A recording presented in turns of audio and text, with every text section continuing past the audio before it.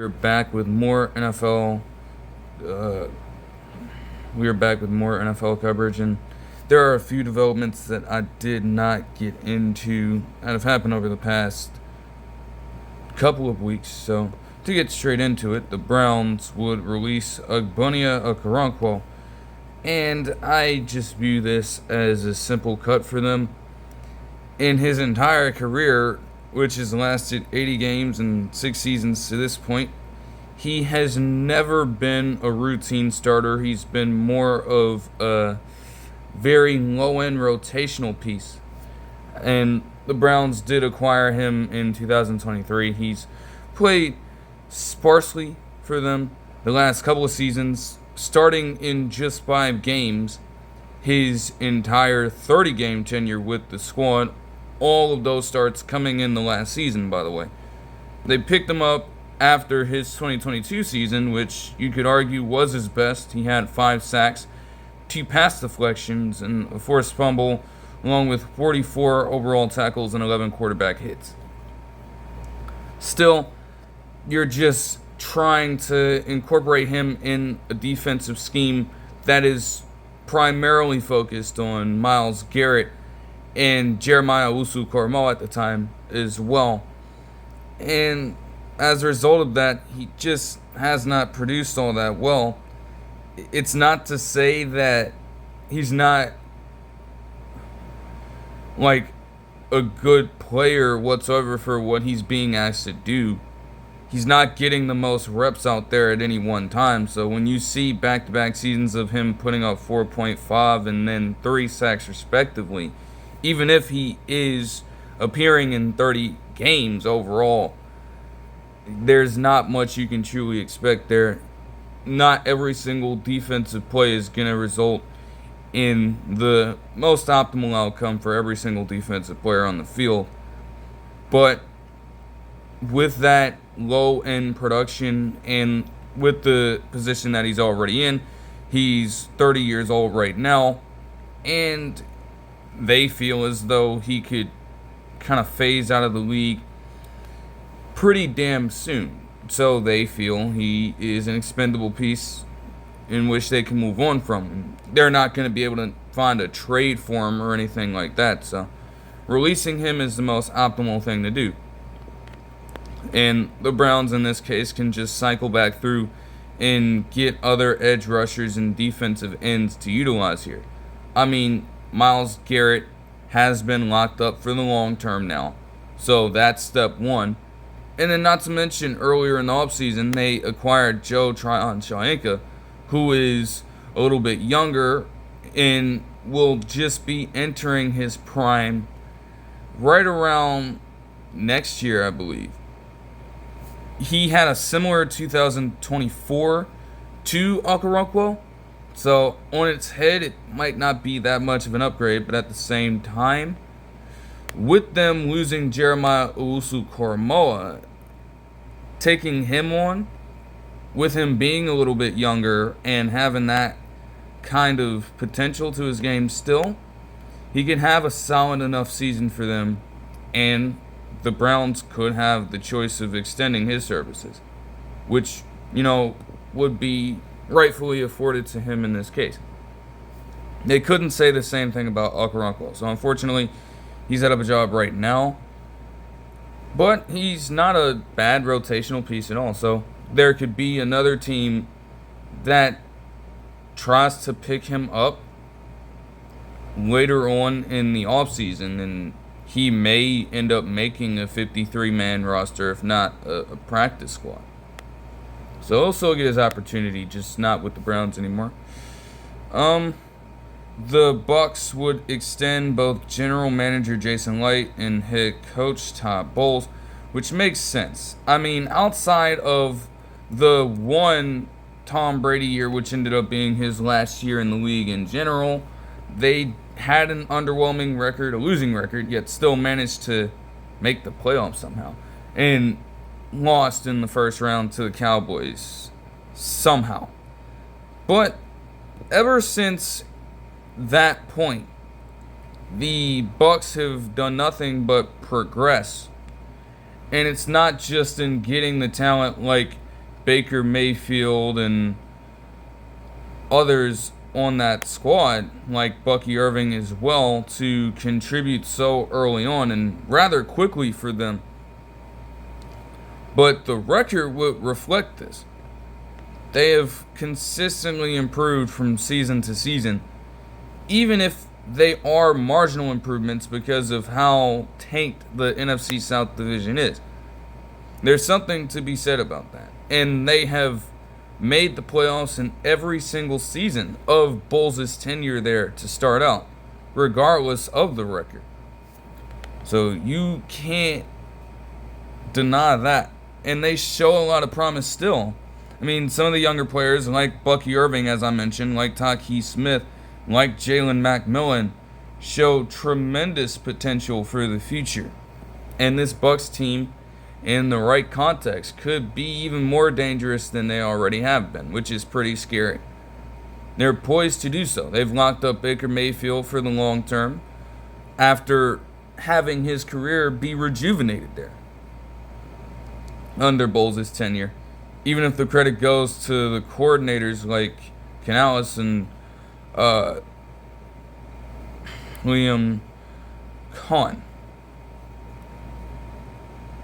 And as for Jason Licht, again, from the talent perspective, he continues to kill the draft. Like, they got some steals in this one, whether it be Emeka Egbuka or even the David Walker pick from Central Arkansas late in the draft. Was definitely a sneaky one that could surprise a few people, and certainly did in the moment. But hey,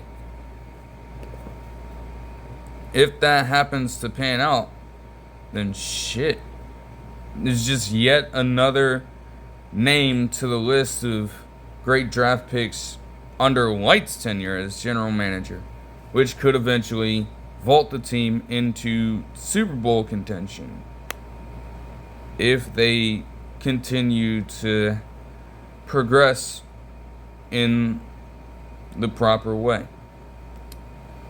The Bengals and local officials would reach a $470 million deal for renovations to Paycor Stadium, and it also included an extension of the lease.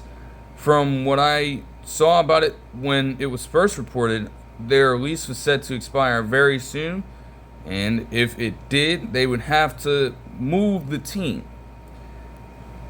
You can bet your ass that whether it be officials in Cincinnati or just a general fan base, they love that team no matter how they perform from season to season. They want football down there. So to extend that lease is important, and it keeps them around for at least a little bit longer. And in doing that, you got to make sure that your stadium is in top tier shape, because it has been around for a long time. I mean, I don't know how many people know this, but it was not always called Paycor Stadium, of course. Like, we're talking about from the days of it being named the Paul Brown Stadium. It's been that long since it's been in that area. And in time, you're going to have the natural effects of erosion in some of these cases, and also just general weathering when it comes to the condition of the seats and some of the other aspects of the stadium, whether it be the restrooms and other sorts of accommodations that the people of the city would have to use in some way when attending these games. Having shit break down won't be of benefit to either side here. So to ensure that you can maintain those things and make them fresh once again, if you're going to keep the rights to this, is nothing short of important. there was a report that Gerry Philbin passed away at the age of 83. Unfortunately, he was a former defensive end for the Jets and Eagles for a combined 9 seasons, and he was a part of that iconic Super Bowl win from the Jets in 1968. As a part of the team, he had a string of very good seasons. For 4 straight seasons, he had at least 10.5 sacks a game and would reach a career high of 14 in that very same Super Bowl winning season. He also had 12 sacks and an interception with 3 fumble recoveries in 1969, en route to his 2nd straight Pro Bowl and All-Pro first-team selection. He may never end up going down as a Hall of Famer, but as a member of that team specifically, his impact was felt throughout that entire organization. He was nothing short of a major contributor for them at that time. And even if he may have gotten lost in the annals of history, not just in the sense of the entire league, but also when it comes to the amount of players to wear that dark green Jets uniform throughout their career, his performances will continue to live on in history no matter what. And there are always going to be people who have elements of some of his memories in their minds. So it will continue to be passed on. Like I say in the last one, when covering just the sheer amount of people who passed away from that standpoint. Again, you just gotta give the people their flowers and praise while they're here, because when they are gone, you're certainly gonna miss them, or at least that's the standard way. And again, in some cases, there would be a sense of regret by continuing to just punch down on them for no apparent reason whatsoever, and then have that regret creep up over the fact that you didn't cherish them while they were here. So again, you'll certainly have a tough time dealing with it if you are someone who was related to him or a loved one, but he lived a very long and fruitful life. I mean, 83 years is pretty remarkable stuff. So you have to definitely respect that and give nothing but praise to that at that point. Someone that has definitely lost all, elements of potential praise is none other than Justin Tucker. Now, he is still a free agent at that point, but that hasn't stopped the NFL from enforcing what they've needed to at this point. They suspended him for the first 10 games of next season, making his availability even more limited than it already is, with him not being a part of any team right now. You know, he will not get a good amount of reps. It doesn't look that way as it is, because there hasn't been any news on him getting picked up by anybody, and it makes sense. Until this thing is fully resolved, I don't think anybody wants to deal with that at all. And of course, they're looking for a resolution. But again, if he is legitimately guilty of all of these allegations, he shouldn't see time in the league again.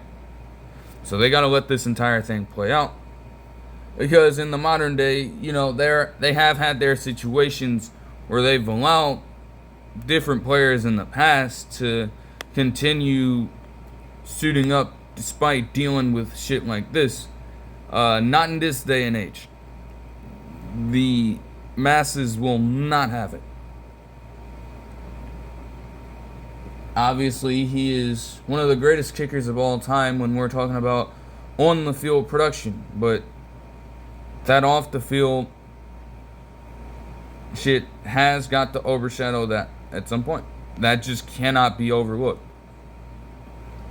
It is too much of a problem, not just for any team that takes him on, but for the league as a whole. And, you know, they are obviously trying to maximize their ability to profit through many media. So,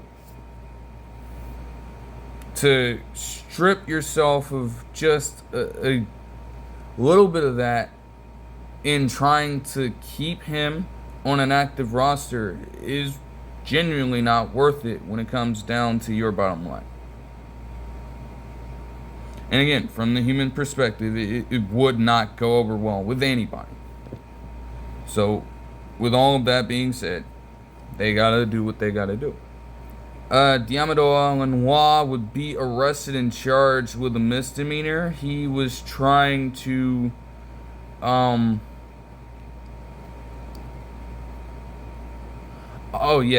was, okay, I'm tripping out. It was obstruction of justice. He was at a stop for, I think it was like, I don't think it was a routine. Hold on. I can go back and check this out real quick. He was, misdemeanor count of resisting arrest, as it says here. Like, again, I think just general peers of his were in the car and they were stopped. From what I'm seeing here, it doesn't even look like it's anything too bad, but they asked him to give up the keys and he just refused to do so, so they took him in. I'm sure the situation has been resolved by now, but if you're the 49ers, you just don't want that to become a pattern at all. I don't think it would be, but it will reflect horribly on you after making Deommodore Lenoir at a point one of the highest paid slot cornerbacks in the league. And I guess he's a bit more of a number 2 at this stage of his career. But nonetheless, you gave him a pretty hefty contract extension. You want to make sure that he plays on that deal and can see this entire contract through. Like, there's no, that's just not something you want to have happen. Straight up. The Dolphins would get pretty active in a string of moves. On Monday, they would report that the Dolphins would trade Jalen Ramsey over to the Steelers for Minkah Fitzpatrick. That was the original report. And in that moment, I was just thinking, why the hell would that deal be accepted on the part of the Dolphins? And honestly, with this aspect of the deal, this still holds true to me. They already fucked it up. If you just took them trading Jalen Ramsey for Fitzpatrick straight up, the Steelers won that trade. I mean, even though Jalen Ramsey has regressed with age, in the last few seasons, he has still been an elite cornerback in the league, and he has even been contemplating over the past few years a transition to safety. Because, as he cited, so many other cornerbacks in the past have done it. There is no better example of a cornerback doing it in his eyes than Hall of Famer Charles Woodson. Obviously, he was a storied cornerback for years. Yet, as age caught up to him, he got a little bit slower, and the physicality of the game started to wear down on him a little bit. So he chose to use his personal quality and football IQ to shift into other positions on the field, like free safety. And it prolonged Woodson's career, added even more to his resume, and eventually got him in Canton. Jalen Ramsey could be on the same path. He recognizes that and plans on doing so. And I don't have a problem with that whatsoever. The Steelers do have an older cornerback core, although at the same time, Joey Porter Jr. is still there, and also they were able to keep Beanie Bishop Jr. in this deal. I wasn't necessarily thinking that much of him, but at the same time, the numbers in the on-the-field production did not lie. He was a steal in undrafted free agency and broke out for them last season. So even if they do have it flooded a little bit with some older veterans like Jalen Ramsey, like Darius Slay Jr., at the same time, there's a fair enough balance there. And to have those two in your cornerback room now, Joey Porter Jr. and Beanie Bishop Jr. should learn so much from those two. For Darius Slay especially, it's a one-year deal. And for Jalen Ramsey, he got a raise, giving him $26.5 million in the next season. The move does show that they are trying to maximize their championship window this season. They want to get this done and go all the way. And it definitely struck the heart of so many people in the media space on the multiple shows that I watch, because honestly, they are right in saying that the Steelers have not done many things like this in free agency ever. They rarely go out with this kind of mentality in the offseason. It's something that is so uncommon. So when you see them get as aggressive as they have been for veteran players especially, it's naturally going to shock some people, and I would certainly say that, but it is a good move. It bolsters a cornerback room that already has a good amount of balance, and if you need Jalen Ramsey to transition over to safety at times, he can do that. If you need him to play the slot cornerback, although that might not be the greatest of ideas in some cases, he can do that as well. He still has that versatile element to his game. And in that defense, Steelers defense that is already known for being great, he's going to be able to capitalize on that so much.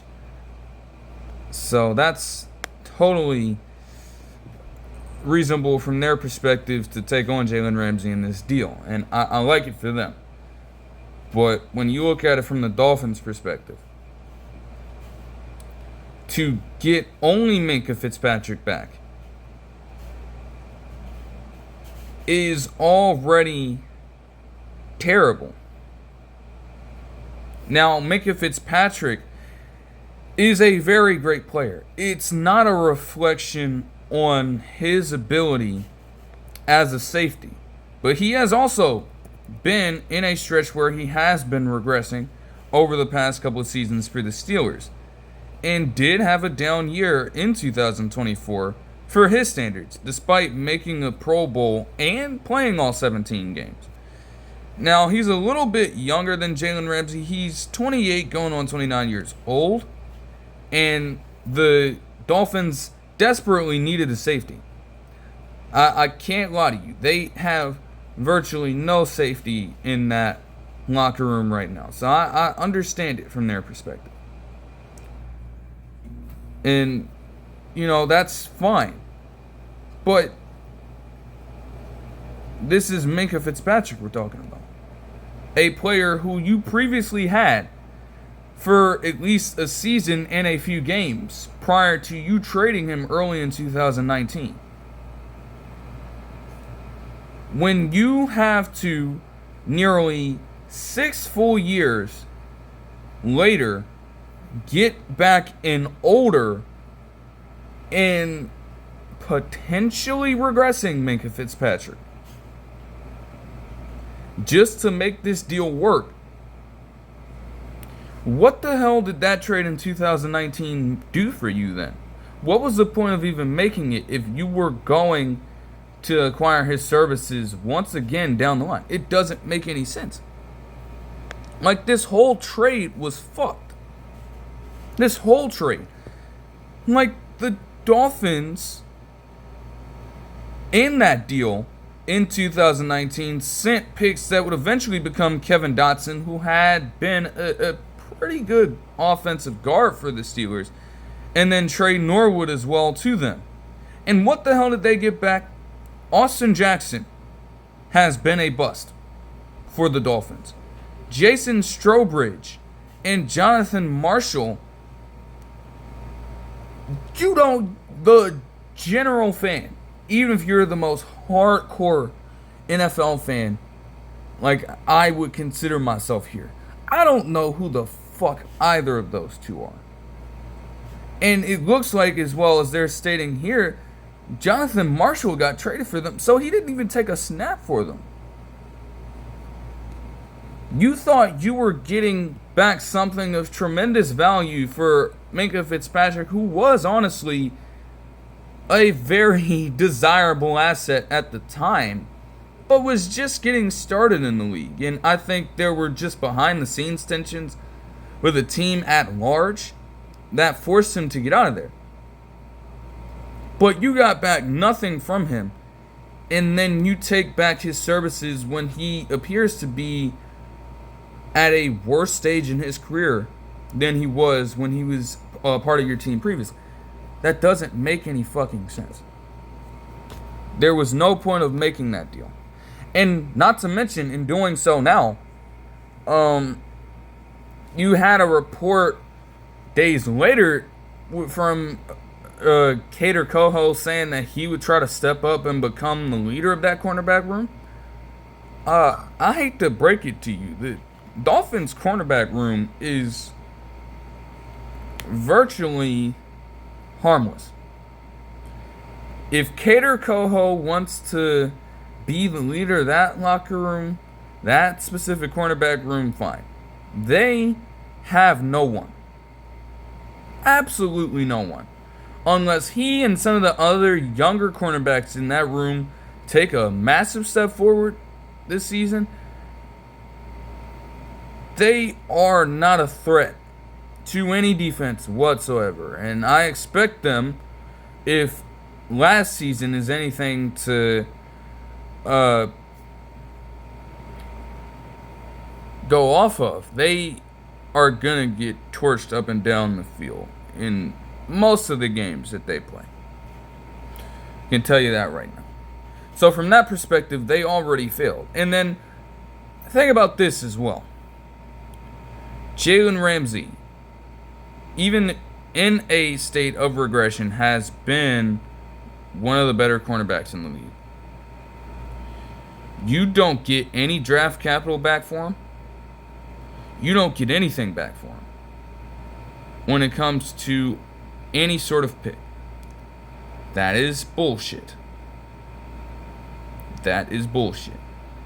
And while you could say the same thing for the Steelers and getting Jalen Ramsey and nothing back for Minkah Fitzpatrick, well, for one, his value had already decreased a little bit. And two, even if they do acquire that pick, we know the direction that they're heading in. They are trying to contend for a championship this season. So they probably do not care about draft picks. The Dolphins can't even identify what their goal is. And so if even you aren't sure of your direction here, it would help to at least load up the vault and be prepared for a down season, just have that insurance. You don't even go for anything here? It's horrible. And then the Dolphins had another part to this trade that would be reported later, because they would also send Jonnu Smith and a 2027 seventh rounder to them in exchange for a 2027 fifth round pick.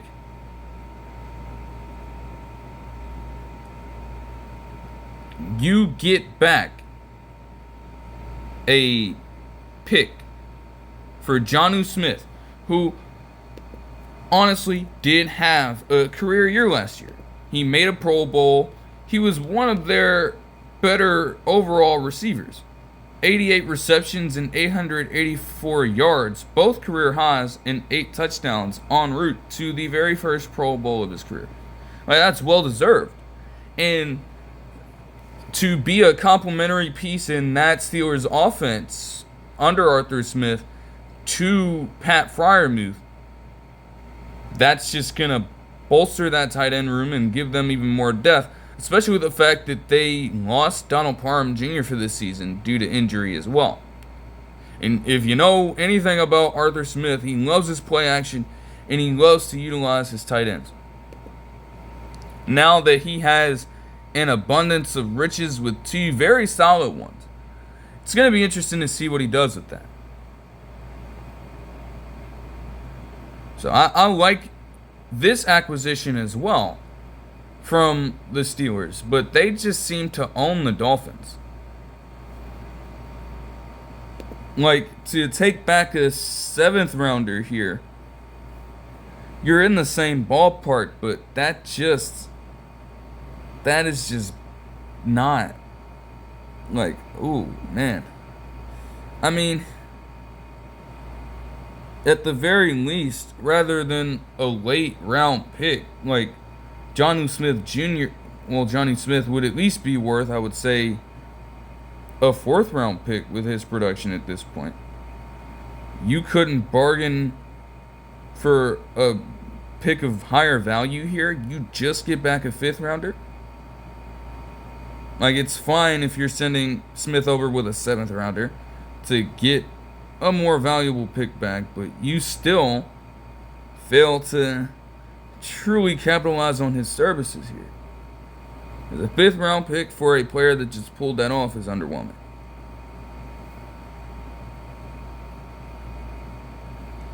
Like, how are you, the Steelers, going 0 for 2 in this situation? Because at that point, as well, at least in the few hours or so that followed it, you did not have any remaining tight end on your roster at this point. At least anyone that could contribute well enough to your team. You think Durham Smythe is gonna do something for you? Fuck no. So they needed to find a way. They needed to have a plan.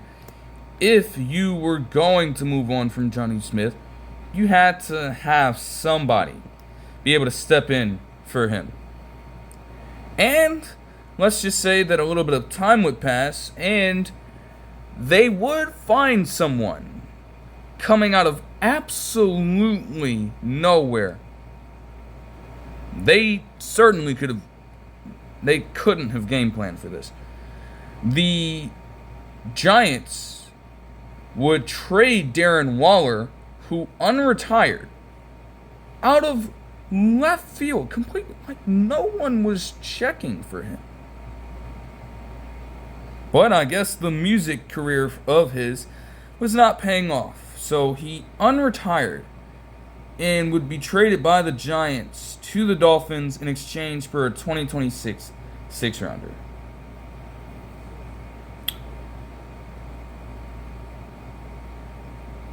I think that this could be risky.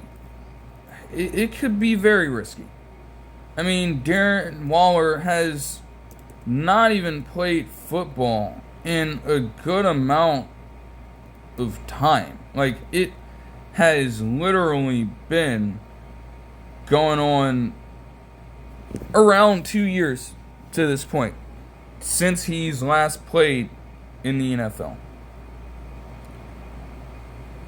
And his season with the Giants, his lone season with them, was not a great one at all. Though, granted, the team as a whole was ass. Daniel Jones was a terrible quarterback to lead that team, and as a result, Darren Waller did face a little bit of regression.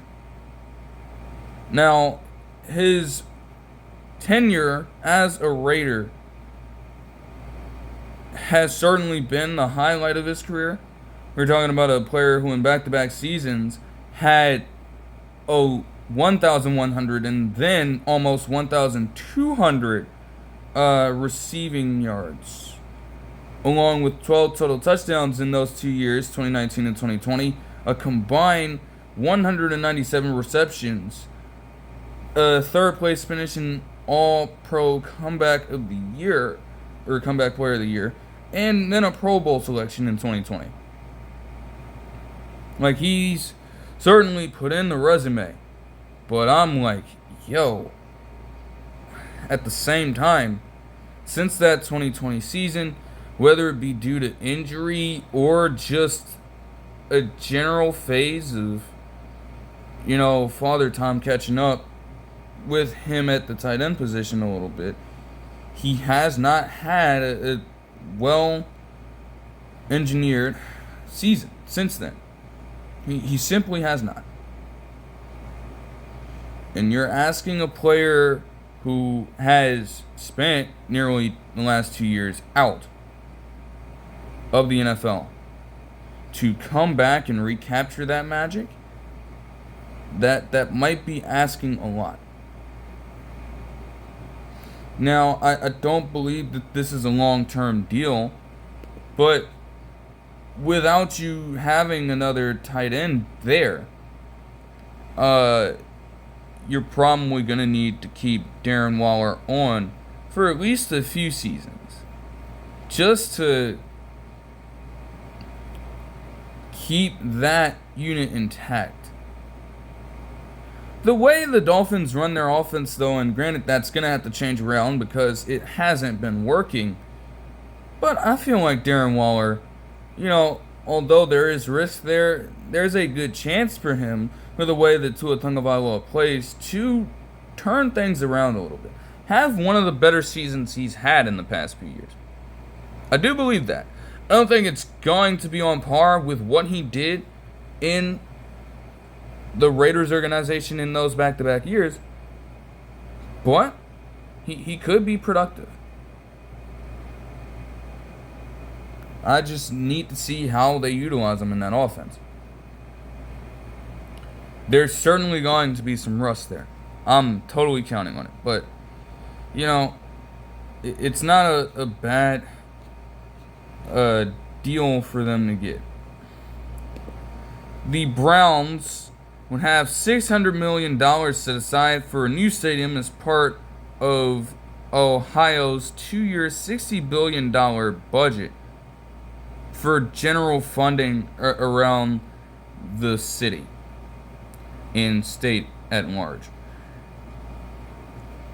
According to this article from NFL.com, Mike DeWine, the governor of Ohio, would sign the budget on Monday, and it grants them the funding they would need to make the facility upgrades they were looking for, including one that involved them building a new dome stadium south of Cleveland to potentially move the team to that destination if they needed to. It's not something that has been well received by everybody there. According to this article as well, the Cleveland mayor, Justin Bibb, is completely against it. In one case, he rejects the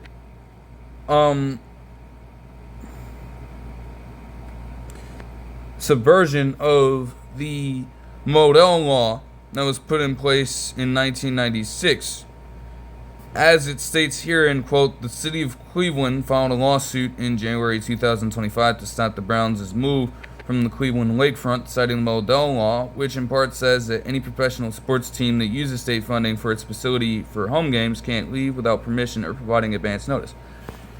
In this specific budget, essentially, the Haslam Sports Group, who obviously owns the franchise, does not have to do this whatsoever if they plan to move facilities and move the team. And if the Browns do find themselves in a spot where they do relocate, even if it does remain in the same state and maybe just a few miles south of the original location, they would influence a great amount of the activity that goes on in Cleveland generally when it comes to that team. So much in terms of economic losses, sponsorship deals being cut, the naming rights to the stadium that's currently there would inevitably be stripped away at that location, taking away even more attention from them. So it's a very interesting ripple effect, and the mayor is totally against it. But with it being intact, the Browns could truly impose this if they wanted to. And I don't know how everybody would feel about it. But it is going to be a very interesting scenario to see play out in Cleveland. I will say that. Maxwell Hairston was accused of assault.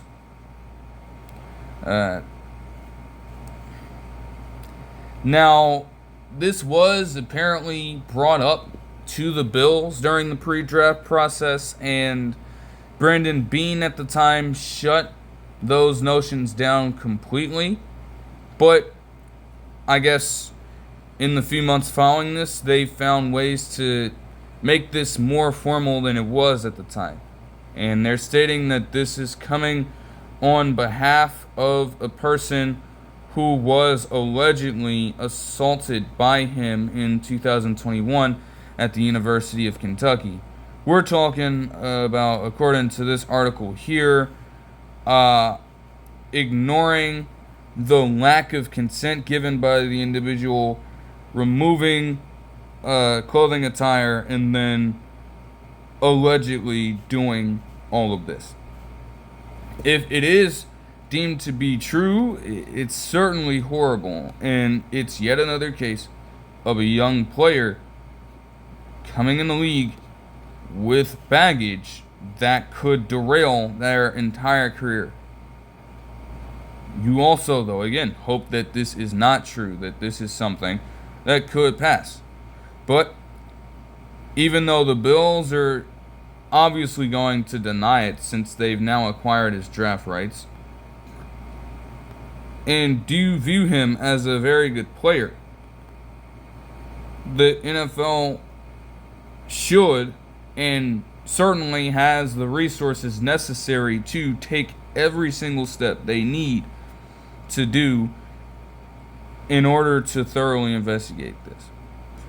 I'm sure the Bills tried, but at the same time, their methodology is going to differentiate from how the NFL operates with this. And so, until then, Hairston is certainly going to have to just stay low, I would say. Like, you obviously want to continue to control all that you can. So you can't let it affect your training and things like that, of course. You want to still prep for the season, in his case, as though you'll play. But hopefully, for all sides here, you can have a proper resolution to this. the Steelers today would sign general manager Omar Khan to a new 3-year contract. And honestly, I'm not going to lie, it's perfect timing. When I say they kill their draft class, they killed their draft class. Even if you want to talk about the different moves in free agency, they do understand that they are trying to contend now. And Khan's moves should as well accelerate that reality for them. Plus, even if the future's not the total focus right now, bruh, this draft class for them was one of the best across the league. They filled damn near every need, and they got quality talent at every single one of those positions, whether they were drafted early or late. And if you can have a general manager do that for you, well, they deserve to stick around for a longer period of time. So the Steelers are fittingly making that happen. But that'll do it for this one. I hope you guys enjoyed the video, and I'll see you guys in the next one. Peace.